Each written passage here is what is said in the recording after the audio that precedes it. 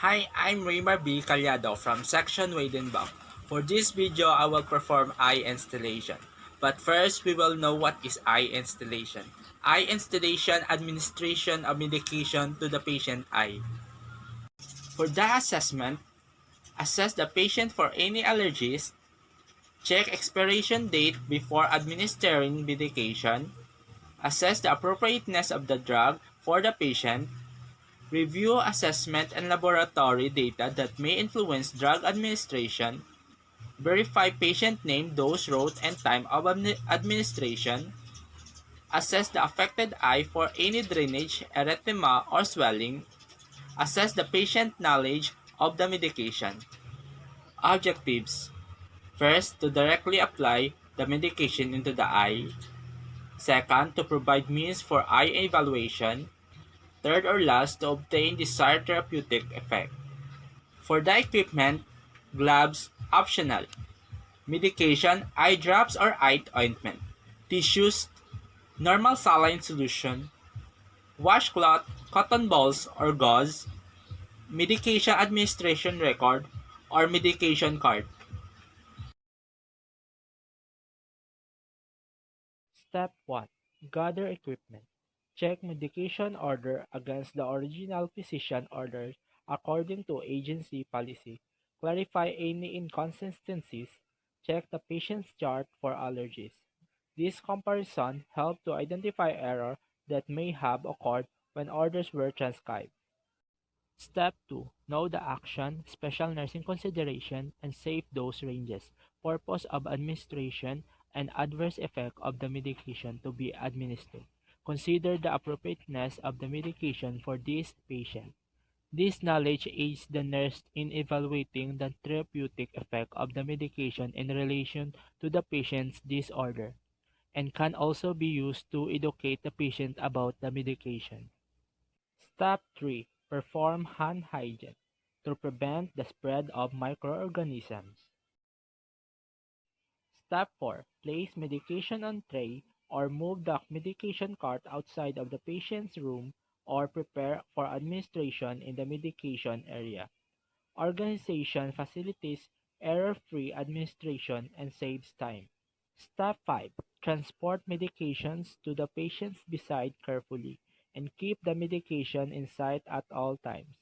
Careful handling and close observation prevent accidental or deliberate disarrangement of medication. Step 6. Identify the patient by checking the name and identification on the patient's identification band or ask the patient to state his or her name. Identifying the patient ensures the right patient receives the medication and helps prevent errors. Step 7. Explain procedure to the patient to gain cooperation and to allay anxiety. Step 8. Offer tissue to patient. Solution and tears may spill from the eye during the procedure. Step 9. Cleanse the eyelids and eyelashes of any drainage with a washcloth, cotton balls, or gauze. Moisten with normal saline solution. Use each area of the cleaning surface once, moving from the inner toward the outer canthus. Debris can be carried into the eye when the conjunctival sac is exposed.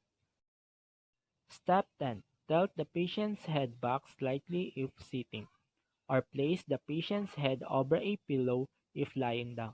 The head may be turned slightly to the affected side to prevent solution or tears from flowing toward the opposite eye.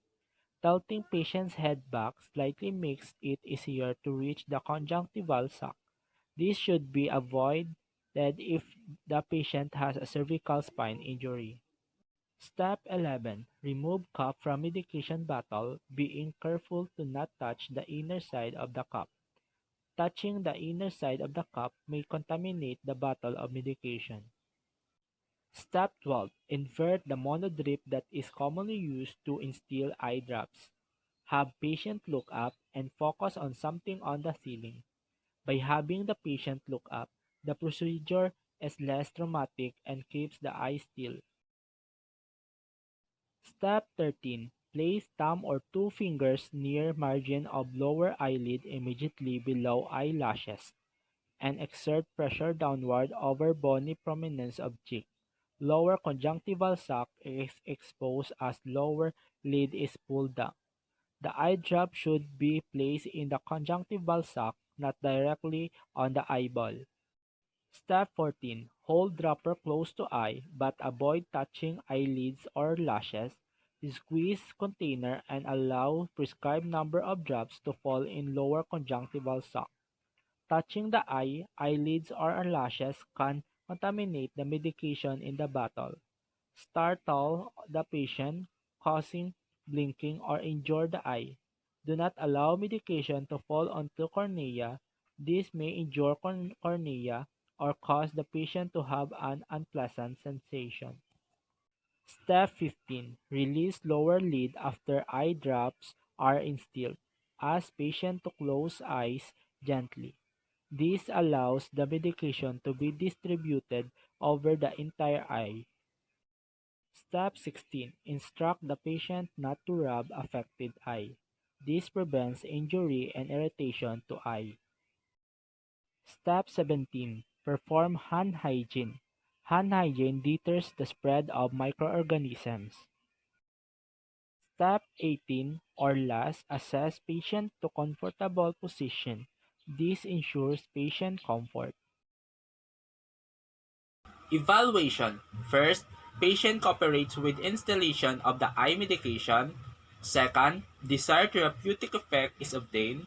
Third or last, experience no adverse effect, including allergy response, systemic effect, or injury.